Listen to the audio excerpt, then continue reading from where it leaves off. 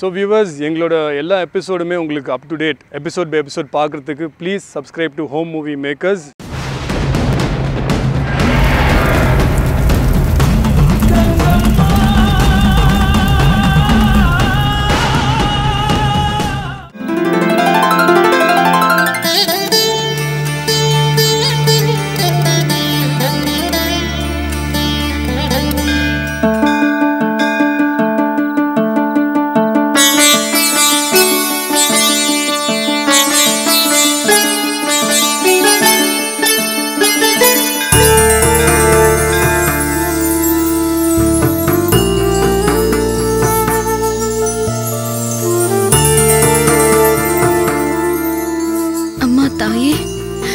அம்பிகா, நீ எங்களோட இருக்கிற தைரியத்துல தான் வாழ்க்கையில ஒவ்வொரு அடியும் எடுத்து வைக்கிறோம்.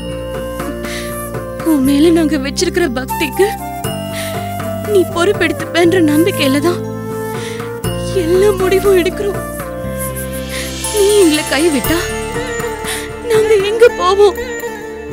நாங்க உன் குழந்தை இல்லையா?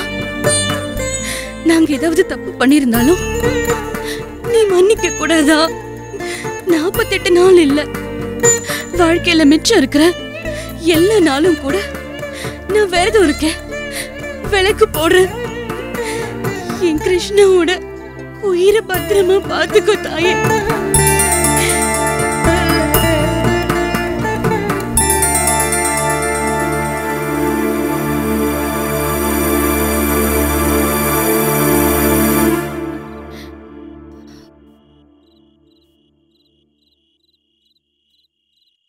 அம்மாடி சௌமியா, கேட்கறனேன்னு தப்பா எடுத்துக்காதம்மா. வீட்டில் ஏதோ விசேஷம்னு கிருஷ்ணன் தம்பி வந்து விளக்கு போட்டுட்டு போச்சு. இன்னைக்கு நீ கண்கலங்கி நிக்கிறியே, என்ன தாயி பிரச்சனை? கோயில்ல விளக்கு ஏத்திட்டு வீட்டுக்கு வந்தாரா? வர்ற வழியில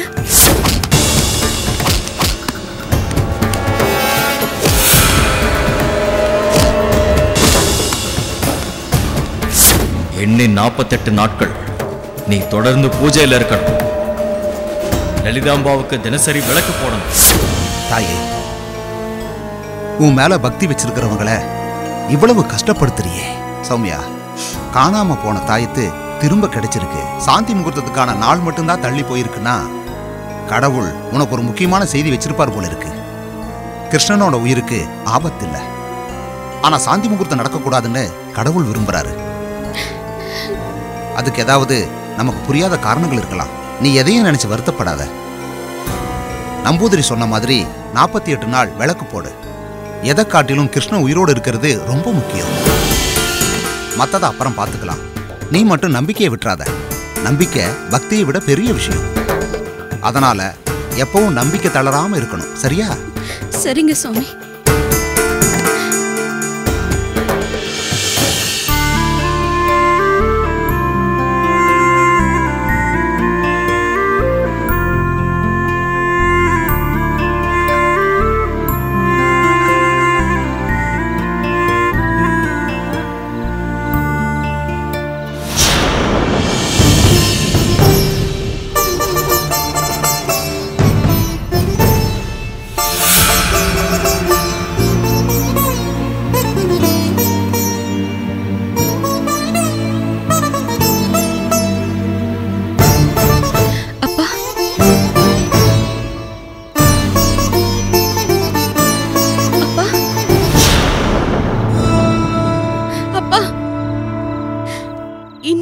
கோவமா இருக்கீங்க?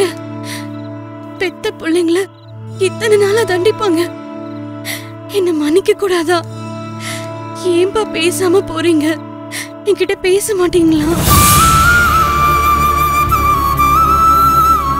அப்பா, நான் நீங்க பெத்த பொண்ணு இல்லையா?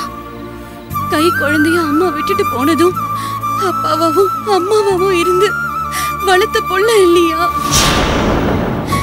இப்படி முகத்தை திருப்பிட்டு போலாமாப்பா? என்னால அதை தாங்க முடியுமா? இந்த வலியோட என் புகுந்த வீட்டுல போய் வாழ முடியுமாப்பா? ஏன்பா புரிஞ்சுக்காம இப்படி பண்றீங்க? யாரு புரிஞ்சுக்காம பண்றது? யாரு புரிஞ்சுக்காம பண்றது? நான் பெத்த பொண்ணுங்கிறதும் அம்மாவாவும் அப்பாவாவும் இருந்து வளர்த்தேங்கிறதும் உனக்கு எங்கேயாவது ரோட்ல பார்க்கும்போது தான் ஞாபகத்துக்கு வருமா? அம்மாவாவும் அப்பாவாவும் இருந்து வளர்த்தேன்னு போற போக்குல ஒரு வார்த்தை சொன்னியே, அந்த வார்த்தைக்கு பின்னாடி எவ்வளவு வலி இருக்குன்னு உனக்கு தெரியுமா? எத்தனை ராத்திரி எத்தனை பகல் நான் அல்லல் பட்டிருப்பேன்னு உனக்கு தெரியுமா? குழந்தையா இருக்கும்போது இந்த தோல்ல போட்டு தட்டி கொடுத்துட்டே இருந்தாதான் நீ தூங்குவ. கொஞ்ச நேரம் படுக்கையில போடலான்னு இறக்குனா நீ அழுவ. நீ தூங்குற நேரம் வரைக்கும் தோல்ல போட்டு தட்டிக்கிட்டே தான் இருந்திருக்க. ஒரு நாள் 2 நாள் இல்ல, 2 வருஷம் அப்படியே தான் இருந்தேன். என் தோல்லாம் எவ்வளவு வலிக்கும்னு உனக்கு தெரியுமா? யார்கிட்டயாவது குழந்தைய விட்டுட்டு போனா நல்ல பிள்ளைய நல்லபடியா பார்த்துப்பாங்களோ இல்லையோன்னு பயந்து உன்னை நான் போற இடத்துக்கெல்லாம் தூக்கிட்டு போய் அங்க தொட்டில் கட்டி உன்னை பார்த்துப்பேன். எனக்கு அபினால எந்த சிரமமும் இருந்ததில்லை. ஒரு குழந்தைய வளர்க்கறதுல இருக்கிற எல்லா சிரமத்தையும் உன் ஒருத்தியால தான் நான் அனுபவிச்சேன். என் வாழ்க்கையில தாங்க முடியாத எல்லா வலியும் கொடுத்தவ நீதான். பிள்ளைங்க நன்றி இல்லாம போயிடுறதுதான் பெத்தவங்களுக்கு பெரிய வலி. என் குடும்பத்துல நன்றி இல்லாம போனது நீதான். எனக்கு பெரிய வலியை கொடுத்தது நீதான். அந்த வலியை என்னால எப்பவுமே மறக்க முடியாது. உன்னை பார்க்கும் போதெல்லாம் அந்த வலி ஞாபகத்துக்கு வருது. இனிமே என்ன எங்க பார்த்தாலும் தயவு செஞ்சு அப்பான்னு கூப்பிடாத. எனக்கு இனிமே ஒரு மக மட்டும்தான், அது அபிராமி மட்டும்தான். இனிமே என் முகத்துல கூட முடிக்காது. அப்பா அப்பா மன்னிச்சிருங்கப்பா.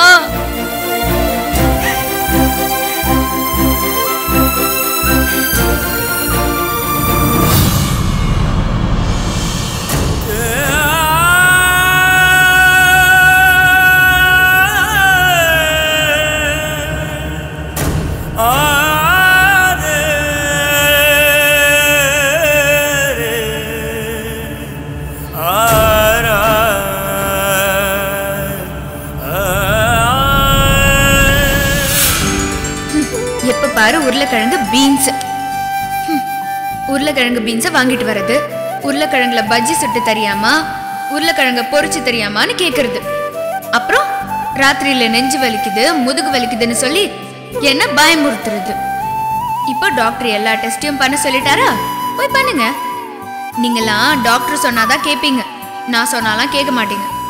இருங்க, இனிமே உங்களுக்கு காயெல்லாம் கொடுக்க போறதே இல்லை.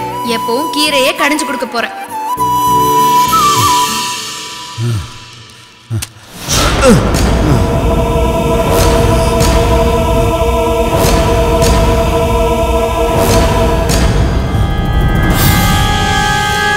கௌரி, கௌரி, அம்மா கௌரி.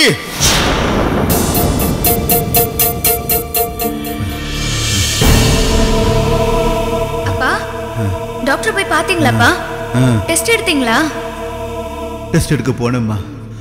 போறதுக்கு முன்னாடியே நெஞ்சு வலி ஜாஸ்தி ஆயிடுச்சு. அதான் வீட்டுக்கு வந்துட்டேம்மா.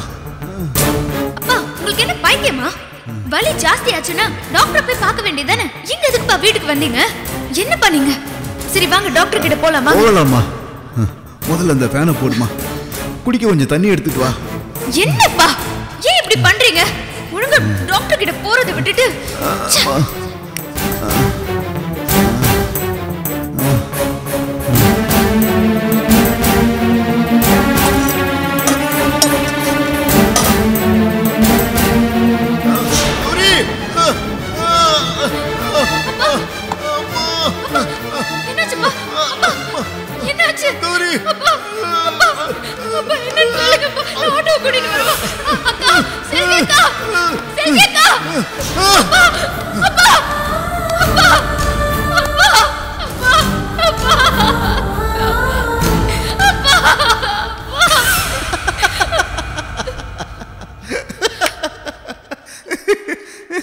அப்பாவுக்கு ஒண்ணும் இல்லப்பா. நான் நல்லா தாமா இருக்கேன். நீயே எவ்வளவு பதட்டப்படுற? போங்கப்பா, உங்களுக்கு விவசாயே இல்ல. நல்லா ஏமாந்தியா? யாராச்சும் இந்த விஷயத்துல போய் விளையாடுவாங்களா? நான் எவ்வளவு பயந்து போயிட்டேன்னு தெரியுமா? எனக்கு நெஞ்சு வலி வந்துரும் போல ஆயிடுச்சு. இப்படியா பயமுறுத்துவீங்க? நான் செத்து பொழைச்சேன். ஏமா கௌரி, நீ ஏன் இவ்வளவு பதட்டப்படுற? இத பார், டாக்டர் கொடுத்த ரிப்போர்ட், கொலஸ்ட்ரால், பிரஷர் எதுவுமே எனக்கு கிடையாதான். எனக்கு எந்த பிரச்சனையும் இல்லையாமா. நான் 100 வயசு வரைக்கும் நல்லா திடகாத்திரமா இருப்பேன்னு டாக்டர் சொன்னாரு. இது எவ்வளவு சந்தோஷமான விஷயம். நேரா வந்து சொல்ல வேண்டியதானப்பா. எதுக்குப்பா இப்படி எல்லாம் பண்றீங்க? கொஞ்ச நேரத்துல நான் மயக்கம் போட்டு விழுந்திருப்பேன் தெரியுமா? எனக்கு ஹார்ட் அட்டாக் வராது. ஆனா வரும்போது திடீர்னு ஒண்ணு தோணுச்சு. நாளைக்கு எனக்கு ஏதாவது ஒண்ணு நடந்து நம்ம இல்லாம போயிட்டா நம்ம பொண்ணு என்ன பண்ணுவான்னு ஒரு யோசனை வந்துச்சு. அதான் நீ என்ன பண்ணுவேன்னு பாக்குறதுக்காக அப்படி பண்ண. உங்கப்பா, உங்களுக்கு பைத்தியம் தான் பிடிச்சிருக்கு. அப்படி ஏதாவது ஒண்ணு ஆயிடுச்சுன்னா நான் என்ன பண்ணுவேன்? நானும் அதோட என் வாழ்க்கை முடிஞ்சு போச்சுன்னு உங்க கூடயே வந்துடுவேன். நீங்க எல்லாமே என்னால ஒரு நிமிஷம் கூட இங்க இருக்க முடியாது. அட பைத்தியக்கார கழுத, இப்படியா நீ முடிவு பண்ணுவ? ஓ மனசுல என்ன இருக்குன்னு தெரிஞ்சுக்கிறதுக்காக தான் இப்படி ஒரு காரியத்தை பண்ண. யாரோடய அப்படியெல்லாம் வாழ்க்கை முடிஞ்சதா எப்பவும் நினைக்க கூடாதுமா. உங்க அம்மா இல்லாம போனா நாம என்ன செஞ்சோம்? அம்மாவை நினைச்சுக்கிட்டே மிச்ச வாழ்க்கையை வாழ்ந்துகிட்டு இருக்கமே. நான் உயிருக்கு உயிரா நேசிச்சேன். என் தங்கச்சி நம்மளை விட்டு பிரிஞ்சு போனா செத்தா போயிட்டோம். அப்பவும் அந்த வலியெல்லாம் தாங்கிக்கிட்டு வாழத்தானமா செஞ்சோம். நாளைக்கு எனக்கே ஒண்ணு ஆகலாம். அப்ப நீ தகச்சு போய் நின்னுடக்கூடாது. வாழ்க்கையை எதிர்த்து நிக்கணும். நின்னு போராடி ஜெயிக்கணும். மாமாவை தேடி பிடிப்பேன், மாமாவை கல்யாணம் பண்ணுவேன், ஆண் குழந்தை ஒண்ணு பெண் குழந்தை ஒண்ணு பெத்துக்குவேன்னு அடிக்கடி சொல்லுவேன்ல. அதை செஞ்சு காட்டணுமா? அதுதான் அப்பாவோட ஆசை. அப்பா உனக்கு ஒரு ரகசியம் சொல்ற, கேட்டுக்க. அப்பாவுக்கு ஏதாவது ஒண்ணு ஆகி அதுக்கப்புறம் உனக்கு ஒரு குழந்தை பிறந்துச்சுன்னா உனக்கு நான் பையனா வந்து பிறப்பேன். நான் உன்னை எப்படிலாம் பார்த்துக்கிட்டனோ அப்படி நீ என்ன பார்த்துக்கணும். தாலாட்டு பாடி, கதை சொல்லி, நான் கேட்கறதெல்லாம் வாங்கி கொடுத்து பார்த்துக்கணும். பார்த்துக்குவியாமா? சொல்லுமா, சத்தியமா பார்த்துக்குவேன்னு சொல்லுமா. சொல்லுமா, சத்தியமா பார்த்துக்குவேன்னு சொல்லு. உங்கப்பா, நீங்க இந்த பேச்சு பேசுறது எனக்கு சுத்தமா பிடிக்கல. முதல்ல இப்படி பேசுறத நிறுத்துங்க. கௌரி, நீ சத்தியம் பண்ணலைனாலும் நீ சத்தியம் பண்ணினாதான் நான் எடுத்துக்குவேன். எனக்கு அப்புறம் என் பொண்ணு எந்த விஷயத்திலையும் மலைச்சு போய் நிற்க கூடாது. நீ வாழ்ந்து காட்டணுமா? அதுதான் என் விருப்பம்.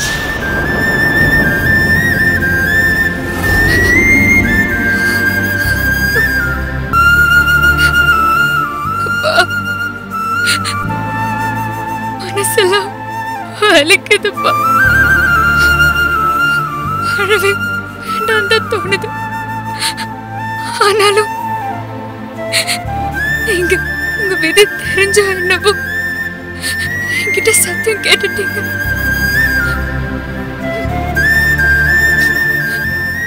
உங்க மனசுல இருக்க ஆசைய சொன்னீங்க. ஆனா நான் அப்ப சத்தியம் பண்ணல. இப்ப பண்றப்பா. நான் நிச்சயம் வாழ்ந்து காட்டுவேன். சிவா மாமாவை கல்யாணம் பண்ணிக்குவேன். நீங்க என்னைக்கு என் வயத்துல குழந்தையா பிறப்பீங்கன்னு நான் காத்துட்டு இருப்பேன்ப்பா, காத்துட்டு இருப்பேன்.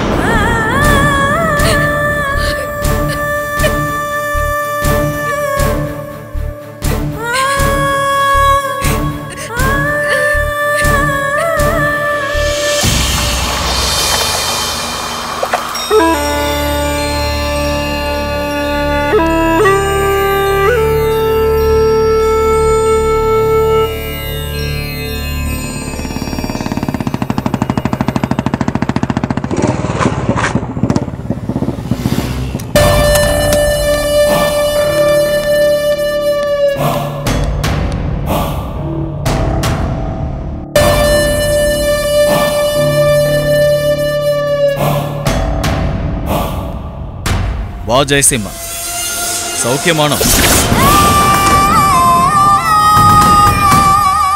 சாமி, நான் உங்களுக்கு ஃபோன் கூட பண்ணல, வரன் யார்கிட்டயும் சொல்லவும் இல்லை. ஆனா நான் தான் வந்திருக்கேன்னு உங்களுக்கு எப்படி தெரியும்? மந்திரம் கற்றவனுக்கு தேகமெல்லாம் கண் இருக்கும் ஜெயசிம்மா. நீ வர்றத என்னால உணர முடியும்.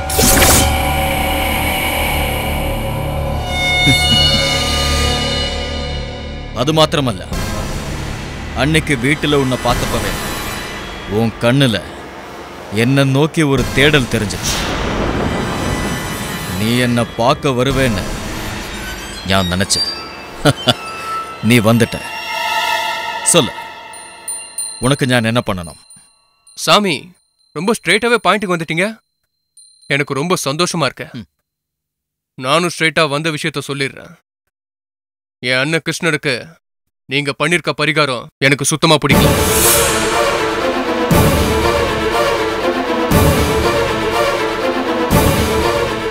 தாயத்து, அந்த தாயத்து பத்திரமா இருக்கிற வரைக்கும் தான் என் அண்ணன் உயிருக்கு சேஃப்டி.